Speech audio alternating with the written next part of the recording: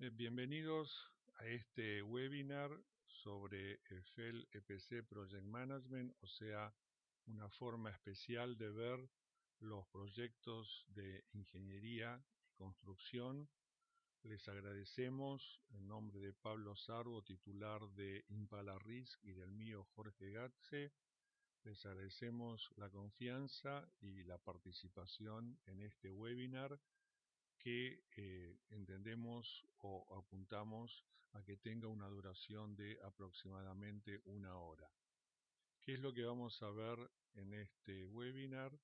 Bueno, el proyecto, su función como herramienta estratégica, o sea, el proyecto como una forma de implementar y llevar adelante la estrategia de la compañía. Vamos a ver qué significa la incertidumbre y proyectos, cuál es la forma de abordarla.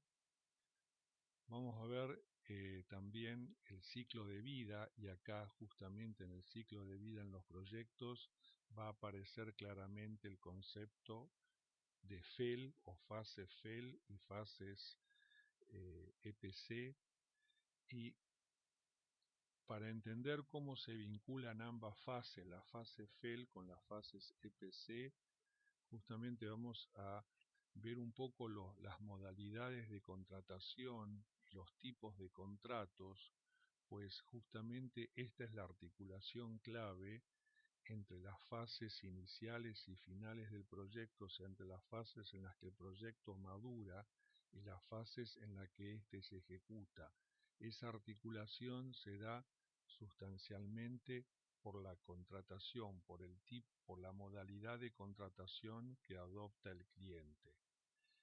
Y una vez que hayamos entendido la función de la fase FEL, vamos también a hablar un poco de la ejecución de los proyectos, o sea, de las fases EPC, Engineering, Procurement and Construction, o Ingeniería, Adquisiciones y Construcción, y terminaríamos este webinar con una serie de lecciones aprendidas de proyectos de ingeniería y construcciones que llevan adelante estas metodologías FEL-EPC. Habíamos dicho entonces ver cuál es la función del proyecto como herramienta estratégica. Toda compañía tiene su estrategia, y esta estrategia en el mediano y en el largo plazo busca darle valor a la organización. ¿Qué es valor a la organización? Son mayores ventas, mayor producción. En petróleo es aumentar la cantidad de reservas, es aumentar la producción de gas y petróleo, es reducir costos, o sea, es mejorar la operación de la organización. Ese es el valor que la estrategia se propone generar para la organización. ¿Cómo lo hace? Necesita de un proyecto. Esta es la función de todo proyecto. O sea, el proyecto transforma decisiones estratégicas en resultados que generan valor para la organización. Por lo tanto, es el resultado del proyecto el que va a producir ese valor, ese agregado de valor a la organización.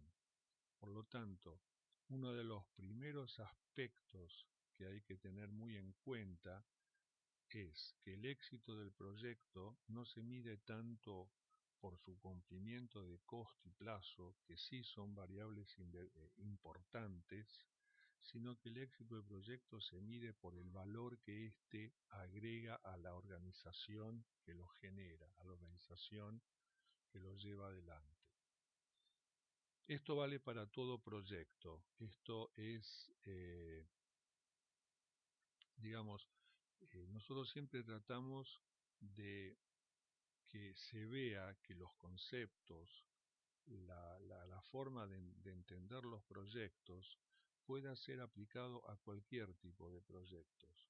E incluso lo decimos que lo que entendemos como los fundamentos de un proyecto y la manera de entender los proyectos debería ser válido y aplicable tanto a proyectos de ingeniería, de construcción, de inversión de capital, como a proyectos particulares como organizar mis propias vacaciones. Claro que cambia la magnitud, pero los conceptos deberían funcionar para todo tipo de proyectos. En este sentido, entonces, cuando vemos el proyecto y la razón de ser del mismo, que es el valor que se le entrega a la organización a través de los resultados, vemos que a veces cuando empieza el proyecto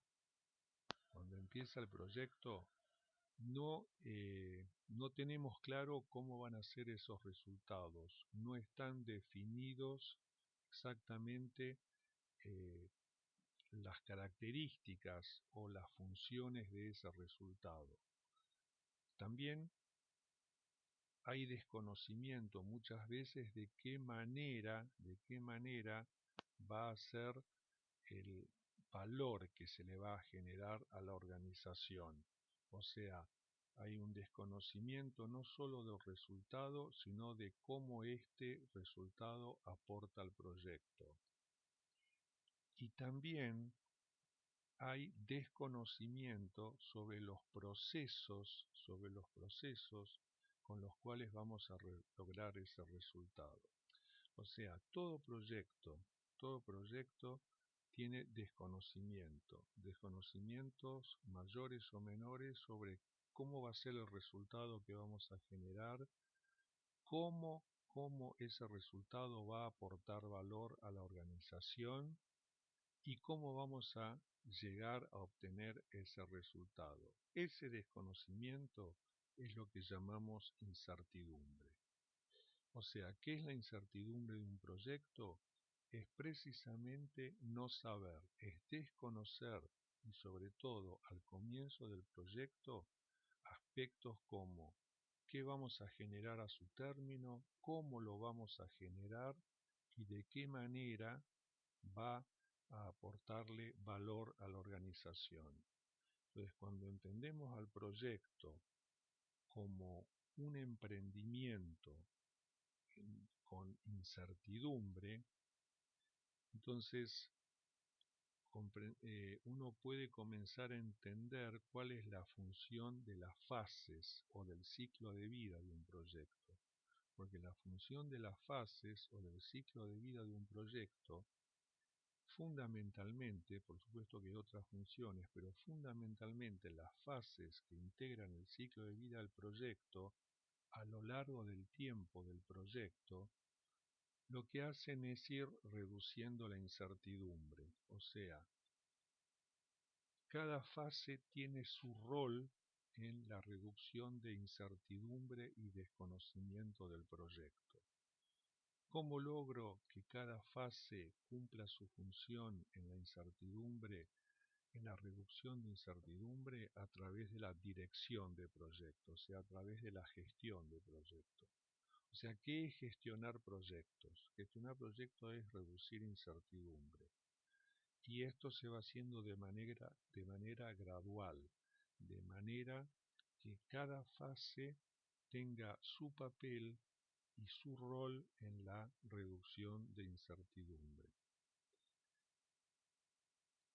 En este esquema de que el ciclo de vida del proyecto a través de las fases reduce incertidumbre, estas fases la podemos agrupar en dos etapas claves, en dos etapas esenciales de todo proyecto, como son la primera, la etapa de maduración y la segunda, la etapa de ejecución. Todo proyecto, todo proyecto requiere estas dos etapas. Una etapa en la que maduro la solución, en la que hay que madurar la solución, y otra etapa en la que hay que ejecutarla. Dependiendo del proyecto, en algunos proyectos la maduración será muy extensa y la ejecución será más breve. En otros será al revés.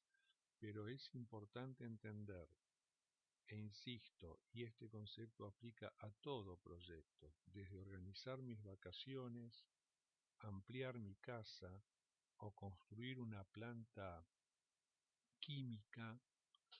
Todo proyecto requiere de estas dos etapas, una en la que se madura la solución y, como ven en la figura, básicamente esta etapa de maduración consiste con una reducción sustancial de la incertidumbre, y la siguiente etapa con menor incertidumbre, donde se ejecuta la solución propuesta en la etapa anterior. Entonces veamos cómo se vinculan estas dos etapas con las sucesivas fases que las van integrando y que forman el ciclo de vida del proyecto. En la etapa de maduración, la primera fase, fase consiste en visualizar si realmente hay una oportunidad de negocio, o sea, visualizar si las necesidades o las oportunidades o los aspectos estratégicos, técnicos y de mercado que se plantean ameritan dar inicio a un proyecto. O sea, esta fase visualiza si conviene seguir invirtiendo dinero para darle forma a un proyecto. La siguiente fase es, una vez que la oportunidad está clara, se conceptualiza cuál es la mejor forma de abordar esa oportunidad, cuál es la mejor forma de dar respuesta a la necesidad que plantea el mercado o al desafío que plantean las nuevas tecnologías o las nuevas formas de competir. Entonces se conceptualiza cómo vamos a abordar esa oportunidad, y en la siguiente fase, que es la tercera de esta etapa de maduración, se define, se le termina de dar forma a la solución adecuada. Estas tres fases, visualizar, conceptualizar y definir, corresponden a la etapa de maduración del proyecto. Concluida esta etapa, entramos en la etapa de ejecución, donde ahora vamos a darle detalle a la solución planteada, donde vamos a suministrar todos los elementos, todos los equipos, todos los componentes necesarios para que en la tercera fase de la ejecución se implemente, se construya y se ponga en marcha. Esto es en forma muy genérica. Este esquema de 6 fases correspondiente a estas dos etapas, podemos decir que lo podemos aplicar tanto a proyectos de tecnologías de información, como a proyectos de ingeniería, como a proyectos de marketing. O sea, esta forma o este esquema con estos nombres que ven en esta diapositiva, digamos que es una manera genérica de entender las fases de un ciclo de vida de proyecto correspondientes a las dos grandes etapas de todo proyecto, que son la maduración y la ejecución. En particular, en los proyectos de ingeniería y construcciones, esas fases tienen el nombre de FEL y el nombre de PC. O sea, la fase visualizar es lo que en ingeniería llamamos FEL 1, y ahora ya vamos a ver bien de qué se trata. Lo que llamamos en forma genérica conceptualizar se corresponde a la FEL 2, y lo que llamamos definir a la FEL 3. O sea, la FEL 1, FEL 2 y FEL 3, e insisto, ya vamos a ver bien cada una de ellas, son las tres fases del ciclo de vida que se corresponden con la maduración del proyecto. Mientras que en la etapa de ejecución, las fases son engineering o ingeniería de detalle, o procurement o todas las compras y abastecimientos, y finalmente construction. Entonces acá tenemos ya esta metodología genérica transformada a lo que serían los proyectos de ingeniería y construcciones. Ahora bien, dijimos que todo proyecto, su cometido, como ven en la diapositiva arriba a la derecha, es generarle valor a la compañía. O sea, el proyecto, lo que le da la razón de ser al proyecto es el valor que aporta a la compañía. Entonces veamos ahora cómo se genera ese valor, cuándo se genera ese valor, en qué momento. Entonces, cuando el proyecto agrega valor, y si miramos esquemáticamente la curva, vemos que ese valor fundamentalmente se genera en la etapa de maduración. O sea, todas esas características funcionales, operativas, de las plantas, de las facilidades que el proyecto construye, ese valor se logra en la etapa de maduración y más precisamente dentro de la maduración en la fase FEL 2, ¿no? Fíjense, no es casualidad como la curva azul de agregado de valor, ¿sí?, el valor que agrega el proyecto, crece sustancialmente durante la FEL 2, todavía crece algo en FEL 3, pero ya en la etapa de ejecución, en la etapa EPC, digamos que ya no se agrega tanto valor, sino que se mejoran aspectos funcionales y operativos, pero sin un sustancial incremento de valor. Y esta curva va a ser clave para entender justamente la importancia de esta metodología FEL, ¿eh?, que llamamos FEL porque es el acrónimo de Front-End Loading, ¿eh? ¿Qué es esta metodología FEL?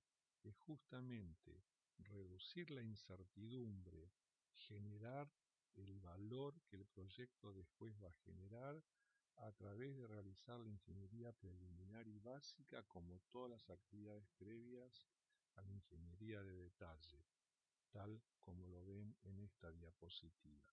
O sea, lo que busca esta metodología FEL, que se corresponde con la etapa de maduración, es entregarle a la etapa de ejecución la mayor parte de los temas resueltos. O sea, que la ejecución fluya sin mayores trabas y sin mayores inconvenientes, porque la mayor cantidad de incógnitas y de ambigüedades se resolvieron aguas arriba. ¿Y por qué es importante esto? Porque la ejecución es la etapa donde se invierte la gran cantidad de dinero, o sea, donde la inversión es sumamente alta. Como reducir incertidumbre es pasar de no saber a saber, de desconocer a conocer. La única manera de pasar de no saber a saber, o sea, de reducir incertidumbre, es a través de prueba y error. Entonces, ¿cuál es el fundamento? ¿Dónde tengo que aprender a través del error? En la etapa de maduración, en las 3 fases FEL. Donde no debo aprender con el error, en la etapa de ejecución, porque es muy caro. O sea, conviene equivocarse donde es barato equivocarse y nunca equivocarse donde es caro.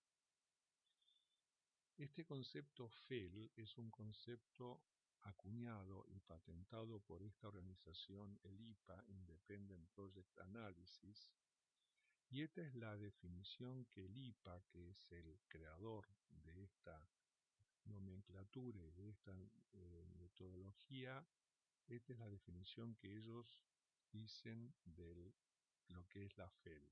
Es un proceso por el cual una empresa convierte sus oportunidades tecnológicas y de marketing en proyectos de inversión, ¿no?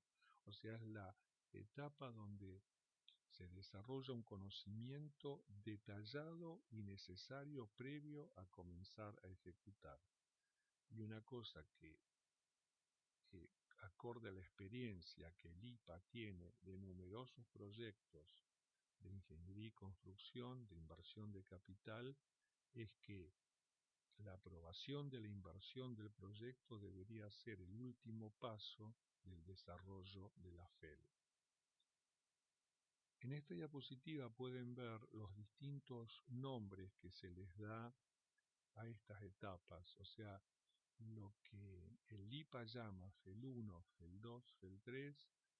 En algunos casos, por ejemplo, van a encontrar como Appraise, Select, FEED, Front-End Engineering Design. En otras industrias, Business Planning, Facilities Planning, Execution Planning.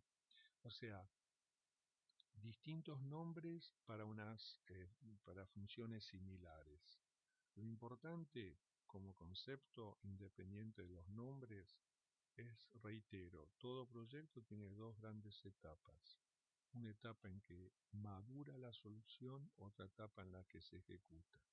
Y la etapa en que madura la solución, en que justamente hay que darle forma a la solución necesaria, esa etapa tiene fases. ¿Cómo se llaman esas fases? Bueno, depende de la industria o de la institución que lo aplica. Pero básicamente hablamos de mismas funciones para mismas fases. Lo que vamos a ver ahora, un poco siguiendo la terminología del IPA, FEL, Front End Loading, qué es cada una de las FEL, o sea, qué es FEL 1, qué es FEL 2 y qué es FEL 3. FEL 1, el proyecto en esta fase está en el ámbito del negocio, o sea, está en el área de negocios de la compañía, a nivel dirección, y su objetivo es desarrollar el plan de negocio que precede al proyecto y ver si hay factibilidad, o sea, si el proyecto es factible. ¿Cuál es la otra función de la FEL 1? De la gran cantidad de alternativas que hay con la cual se podría capturar la oportunidad, reducirla a un número adecuado para su análisis y evaluación. ¿Cuál es el problema? Cuando la FEL 1 no se hace en forma adecuada, cuando la FEL 1 no cumple su función esencial de entender el negocio que realmente podría plasmarse a través del proyecto, todo lo que sigue se ve muy endeble. O sea, la FEL 1 como fundamento del proyecto, cuando no se hace en forma correcta, el proyecto va a carecer de aspectos esenciales relacionados con el negocio, con la factibilidad del mismo, con haber entendido bien la oportunidad y haber evaluado adecuadamente las distintas alternativas. La FEL 2, su objetivo es, de las distintas alternativas con las cuales se pudo o se previó capturar la oportunidad, el objetivo de la FEL 2 es seleccionar y desarrollar el alcance de la alternativa más adecuada. En la FEL 2 se empieza a armar el equipo técnico, el equipo de proyecto, el equipo core del proyecto. Y finalizar la FEL 2 es un momento clave del proyecto porque es cuando empiezan a aparecer los primeros costos y los primeros plazos confiables, con un nivel de incertidumbre apreciable. Por eso, para quien conoce un poco los aspectos más importantes de esta metodología, sabe que una FEL 2 termina con lo que se llama costos clase 3. Costos clase 3 significa que al término de la FEL 2 uno puede dar una estimación de costos del proyecto con un grado de error, bueno, depende del tipo de estimación, pero en el orden de más o menos 30%. Por esto es importante la FEL 2, porque ya podemos empezar a tomar decisiones sobre bases más reales de las posibilidades y esfuerzos del proyecto. Y precisamente, ¿cuál es el grado de error o de exactitud que voy a tener con las estimaciones de costo y plazo que logre al final de la FEL 2, bueno, va a depender del grado de detalle y de la cantidad de información que se ha logrado generar en esta fase FEL 2. La FEL 3 ya se seleccionó una alternativa, o sea, de las múltiples alternativas que había para capturar la oportunidad, ya en la FEL 2 se seleccionó el tipo de planta, los procesos, la tecnología a usar en la planta, o sea, eso ya está seleccionado en la FEL 2 y la FEL 3 ahora es avanzar con un grado de ingeniería, con una ingeniería básica o básica extendida, lo que algunos también llaman FEED, Front-End Engineering Design, ¿eh? O sea, elaborar una cantidad de información para que después la etapa ejecutiva que comienza con la ingeniería de detalle pueda contar con la mayor información posible. La FEL 3, además, su función es elaborar un plan de proyecto. O sea, cuando hablamos de plan de proyecto, estamos hablando del plan del proyecto de la etapa ejecutiva, del EPC. El otro aspecto importante de la FEL 3 es que es una etapa muy cara, es muy onerosa, con lo cual cuando un proyecto pasó de FEL 2 a FEL 3, es muy difícil cancelarlo, es muy difícil retrotraerlo, porque ya se comprometió una importante cantidad de recursos. De ahí que es clave cómo va a ser el portón, el gate, que permita al proyecto pasar de FEL 2 a FEL 3, porque si este gate no es suficientemente riguroso, vamos a dejar avanzar a proyectos que van a empezar a gastar una cantidad importante de recursos y tal vez no sean los más adecuados para el negocio que en ese momento necesita la organización. Entonces, precisamente como dice este último punto, muy pocos proyectos se cancelan una vez que están en FEL 3 porque precisamente es muy difícil decir que lo que se gastó ya no ha sido productivo y es muy difícil explicar que todo este esfuerzo y toda esta cantidad de dinero no tiene sentido de ser. Por eso lo vamos a ver ahora. Es muy importante cómo permitimos al proyecto pasar de una fase FEL a la siguiente.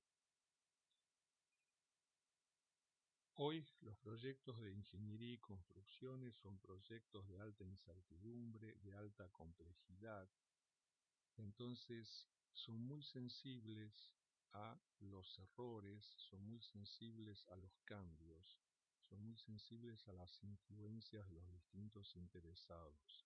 Esto es una de las cosas que la FEL debe resolver o que la etapa de maduración debe resolver para la etapa de ejecución.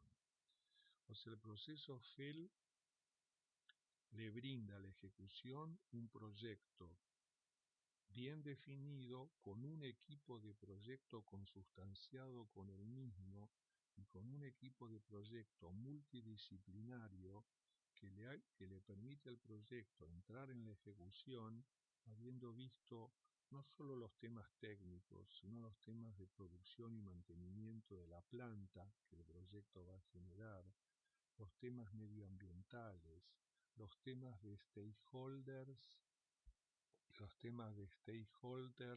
y interesados, ¿no? Estos son los aspectos que la FEL debe resolver previo a iniciar la etapa de ejecución.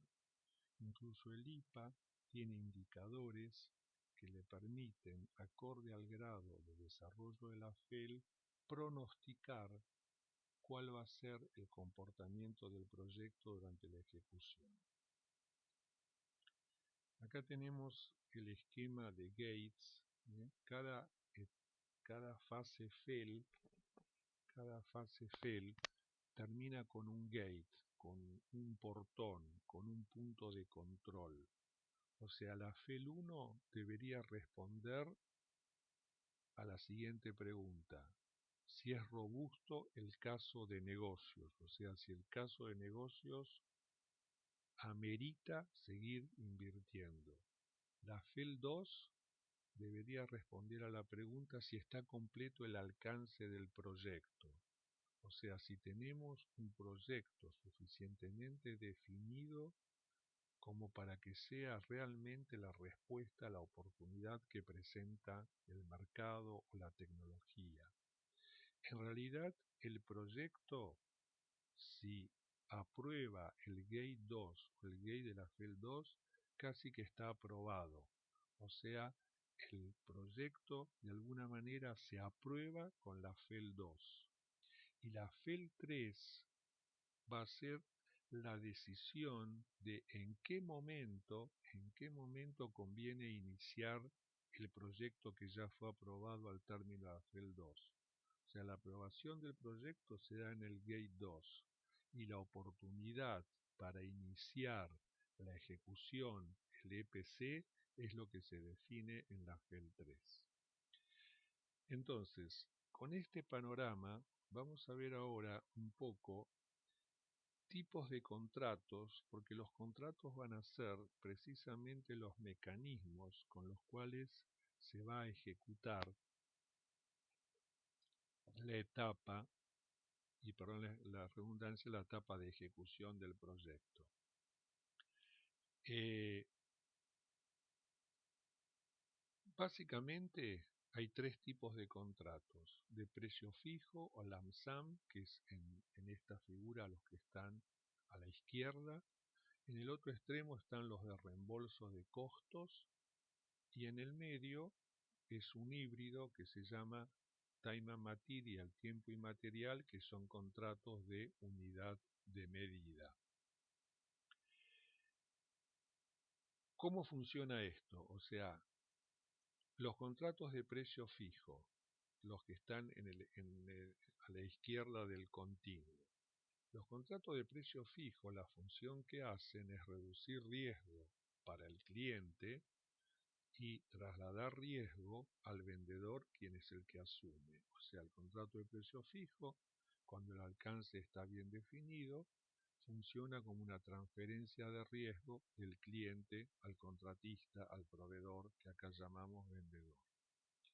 Mientras que los contratos del extremo derecho de reembolso de costos, el que asume riesgos precisamente es el cliente, y el vendedor es el que reduce sus riesgos, porque por el tipo de contrato es un taxímetro, o sea, es un contrato donde el cliente paga la cantidad de esfuerzo y la cantidad de recursos que puso el vendedor sin que éste corra riesgos.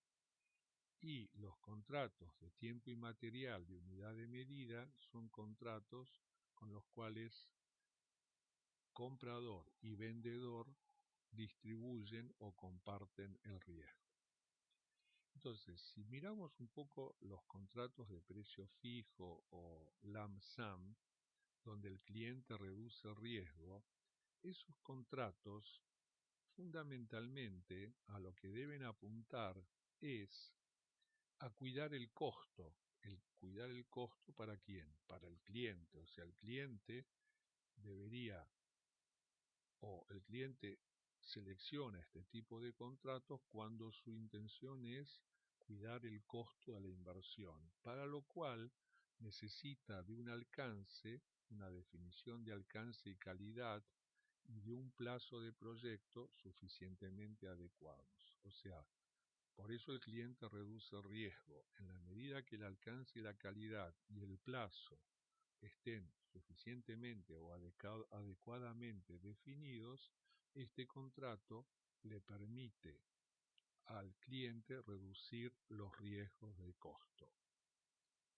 En cambio, en los contratos de costo reembolsable, donde justamente el cliente asume riesgos porque desconoce cuál va a ser el costo final de la inversión, O sea, los contratos de reembolso de costos tienen una función completamente distinta. Los contratos de costo reembolsable se usan cuando el cliente no tiene definido el alcance ni las especificaciones a aplicar y las quiere ir definiendo sobre la marcha del proyecto.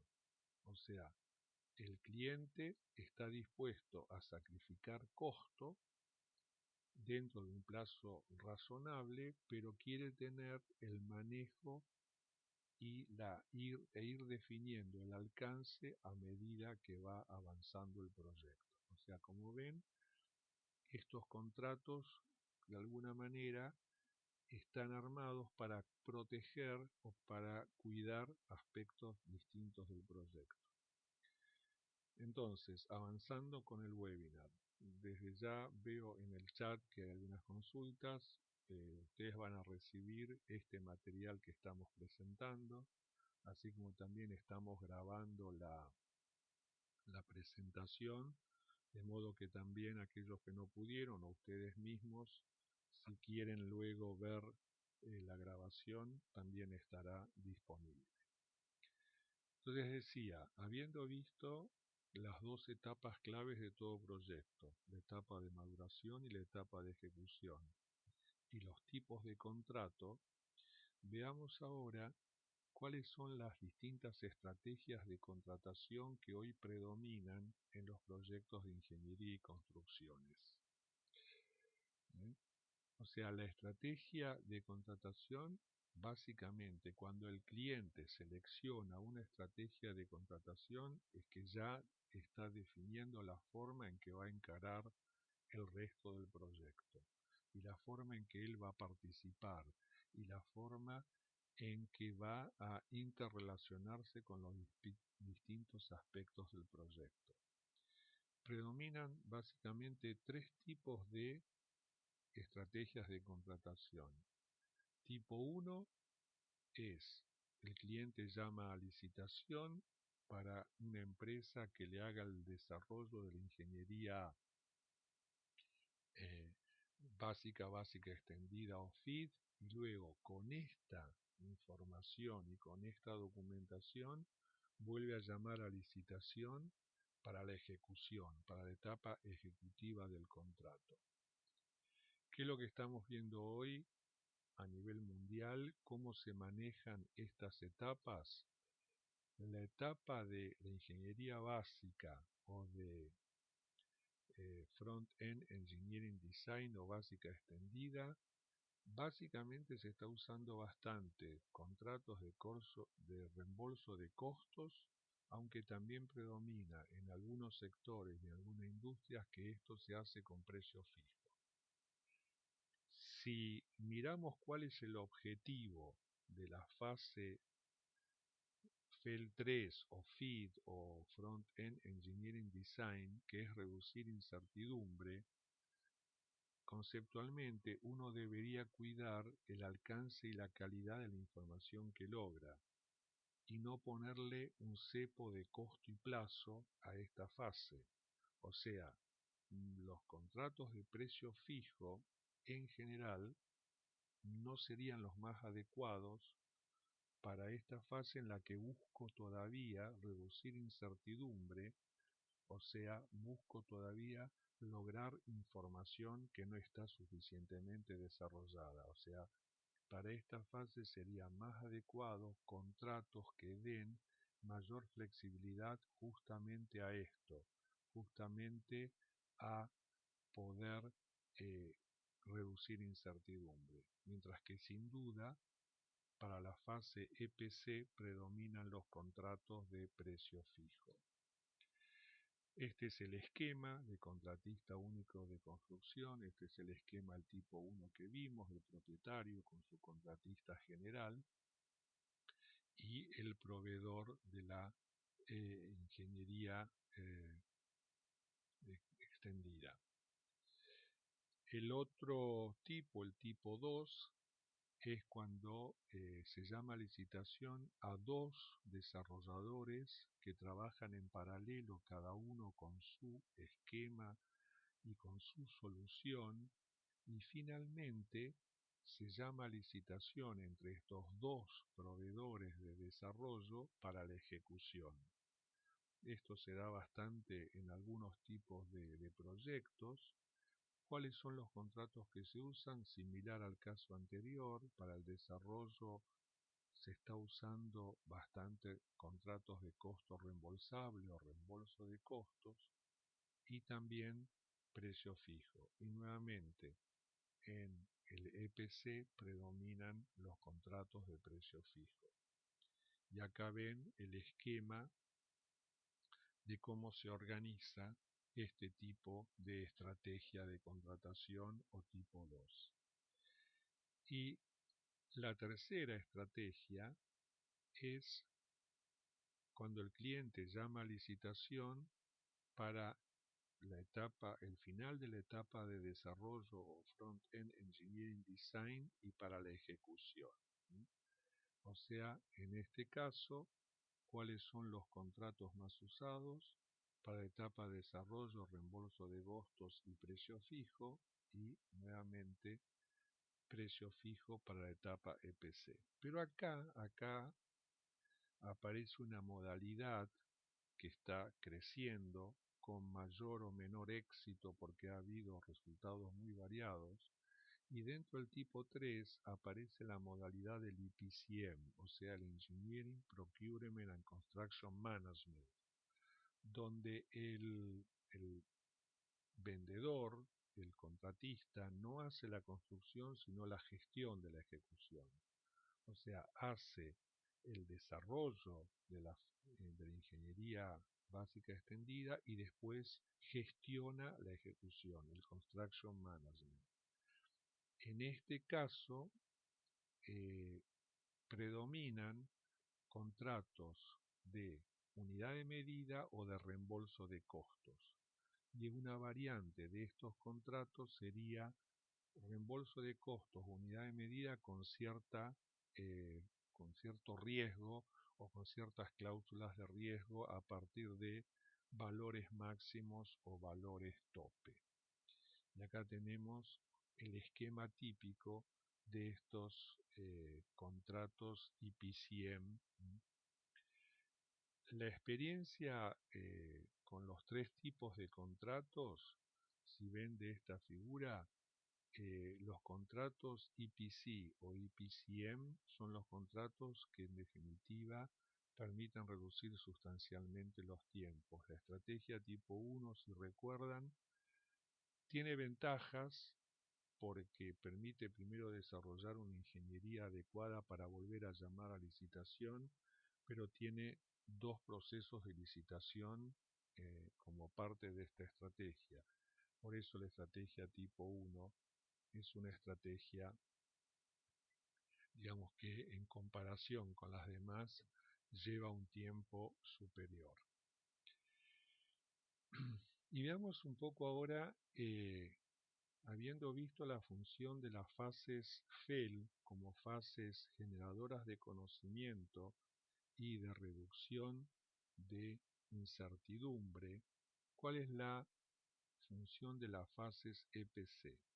Primero y fundamental, lo que tiene que lograr la fase EPC es contar con un equipo de proyecto bien integrado, completo, con un equipo de proyecto que tenga todas las especialidades, todas las disciplinas, o sea, un equipo de proyecto que le haya dado al proyecto un análisis y una evaluación de todos los posibles inconvenientes, riesgos u oportunidades que éste pueda tener. Con un equipo de proyecto suficientemente armado, completo, debería comenzar entonces la fase de ejecución.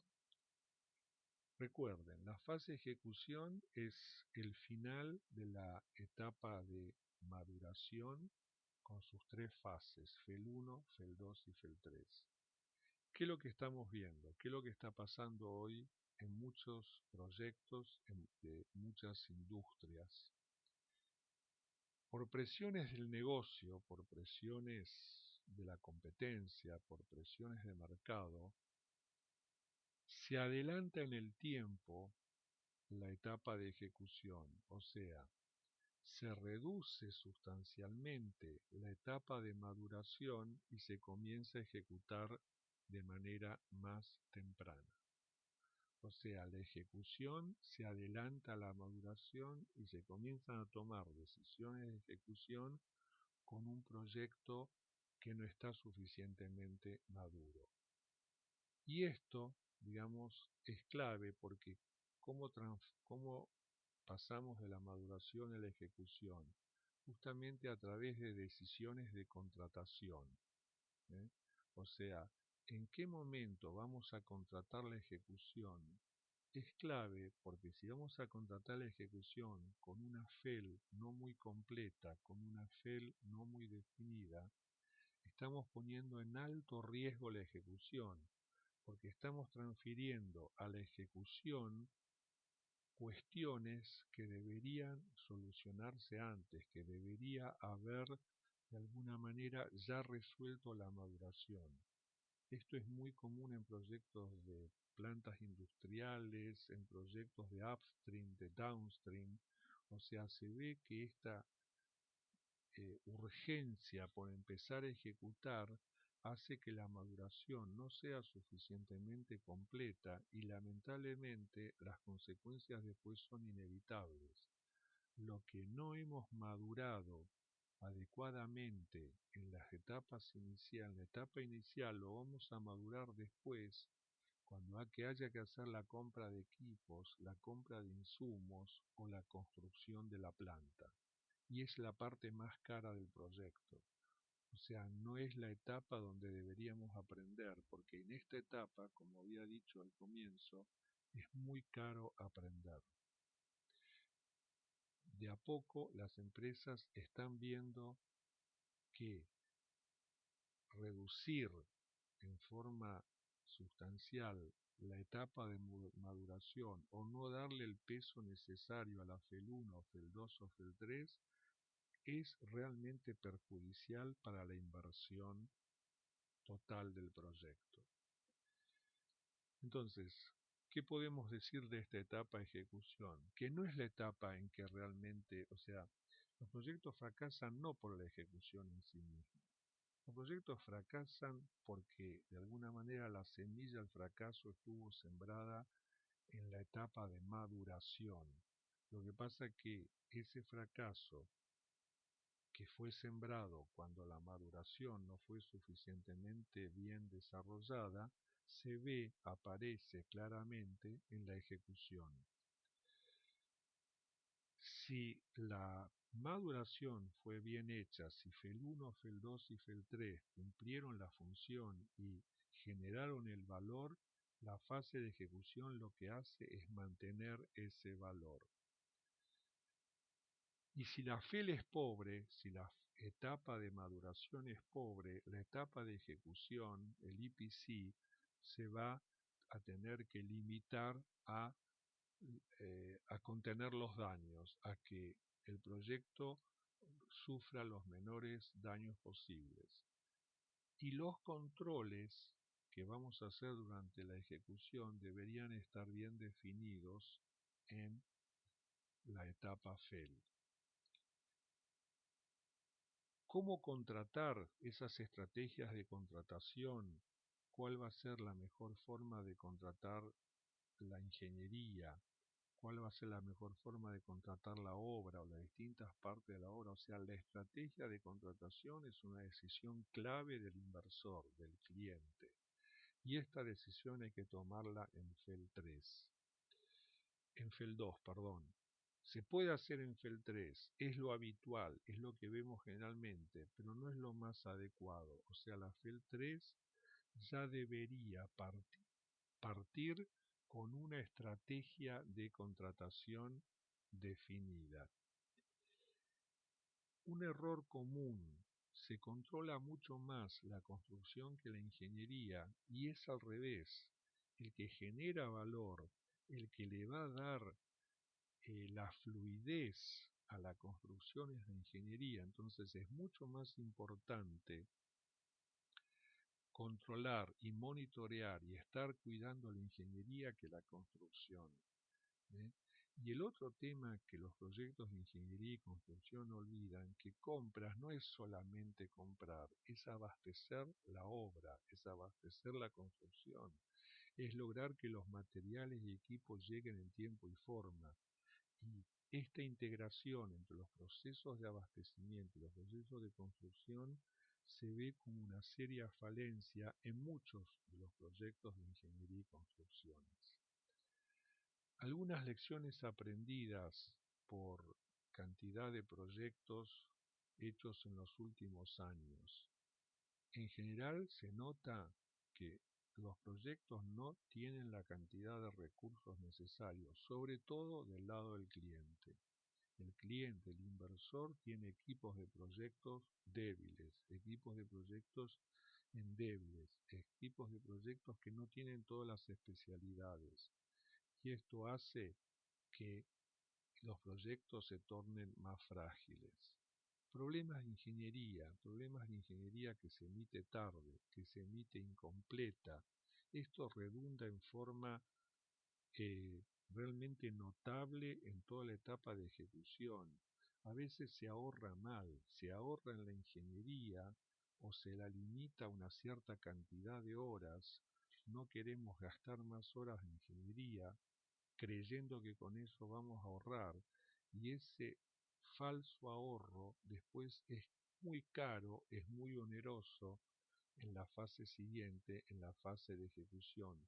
Oneroso tanto en costo como en plazo, se extienden los plazos.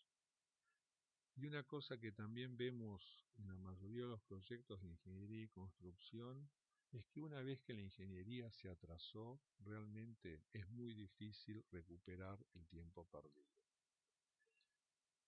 Algunas otras lecciones aprendidas. Claro, el atraso en la ingeniería hace que descuidemos documentos claves, apuramos lo que queda de ingeniería para compensar el atraso, pero ¿qué hacemos con esto? Deterioramos aún más la calidad de la documentación que se genera, con lo cual comprometemos seriamente las compras y la obra y la construcción. Una FEL incompleta, los bulk materials no se pueden definir adecuadamente, entonces no es posible hacer estimaciones adecuadas por falta de los material take-offs. ¿Y qué es lo que le va a dar a la obra las primeras tareas? ¿Qué es lo que va a permitir que la obra pueda comenzar en forma relativamente temprana? Justamente contar con la información de los bulk materials. Son estos y no los equipos los que le van a permitir a la obra o al taller empezar a ejecutar.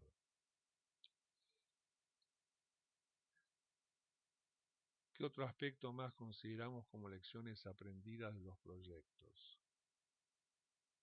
Un tema que es muy repetido es que los cronogramas, incluso los presupuestos de costo, cronogramas de plazo, no tienen contingencias, no tienen justamente esa función de absorber, de amortiguador, de buffer del desconocimiento, de la incertidumbre.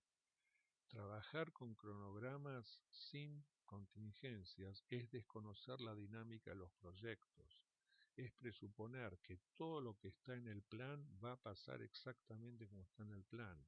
Y todos sabemos por experiencia que lamentablemente esto no es así. Hacemos el plan, pero las cosas después no suceden como están en el plan.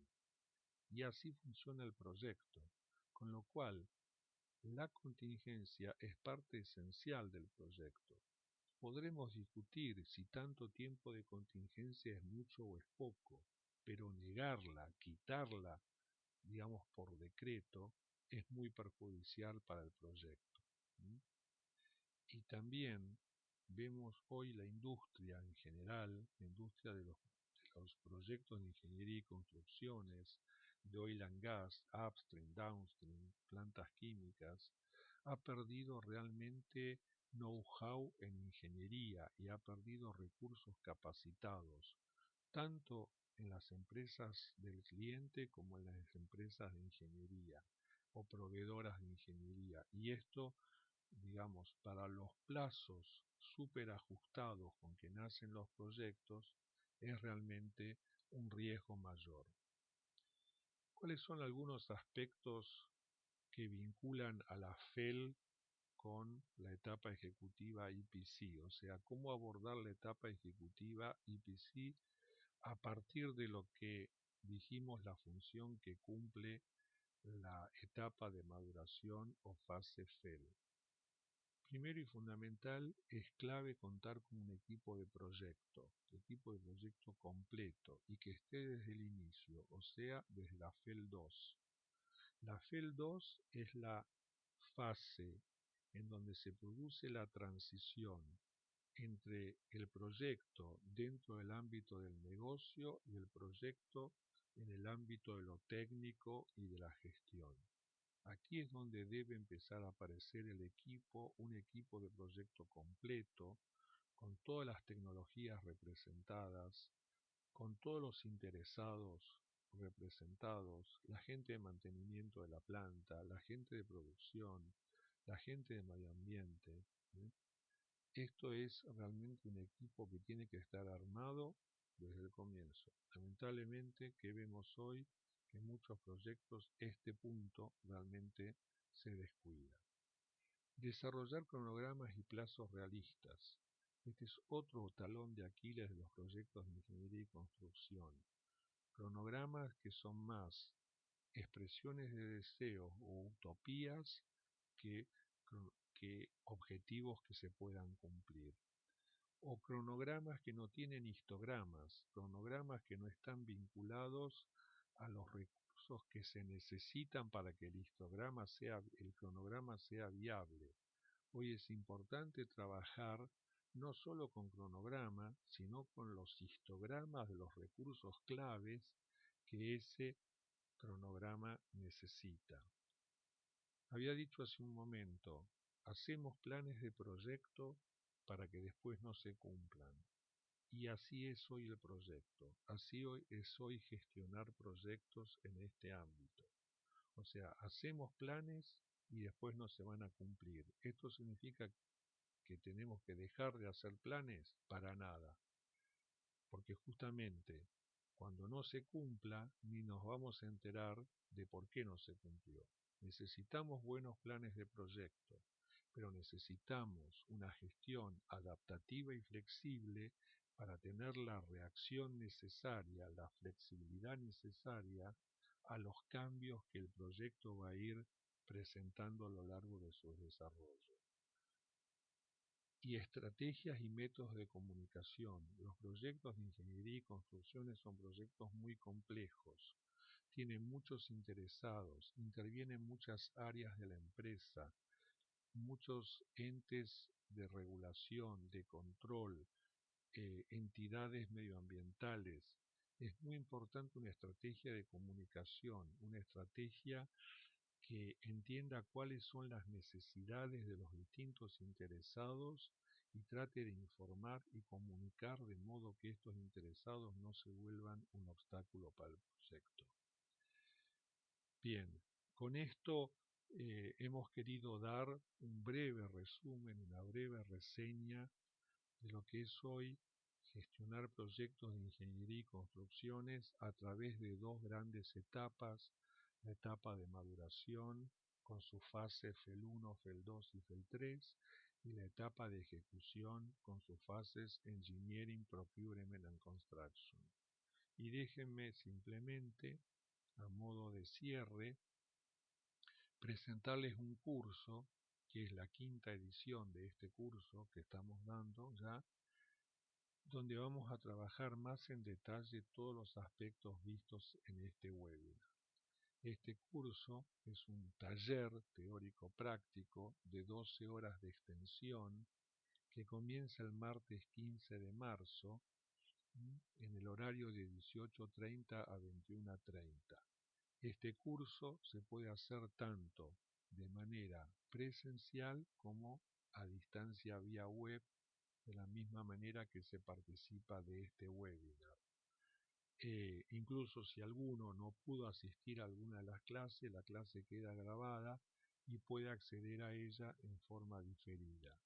Este curso entrega un certificado de participación y acorde a las nuevas modalidades del PMI, otorga 10 PDUs, 4 en la categoría Technical Project Management, 4 en la categoría Strategic and Business Management y 2 en la categoría Leadership en Proyectos. Bueno, les agradezco la participación. Simplemente, si hay consultas o dudas, podríamos verlas. Si no, en esta dirección de mail pueden mandar sus dudas, mandar sus consultas. Les pido perdón por los inconvenientes de audio que hemos tenido. Veo que durante el webinar algunos también han tenido algunos inconvenientes de audio. Reitero, a todos ustedes les vamos a mandar el material de este webinar, así como el archivo del video va a estar disponible. Yo los saludo, les doy las gracias por la paciencia, les pido perdón por los errores que hayamos cometido, sobre todo con la parte técnica que tal vez no funcionó muy bien, y quedo a disposición de ustedes a través de los mails para contestar dudas o cualquier sugerencia o información adicional que necesiten. Nuevamente, en nombre de Pablo Sarbo, titular de Impala Risk, y del mío, Jorge Gatze, titular de CBPRO, les doy las gracias y los saludos a todos de América Latina, de Venezuela, de Colombia, de Bolivia, de Chile, de Argentina también, de Uruguay, que nos han estado acompañando.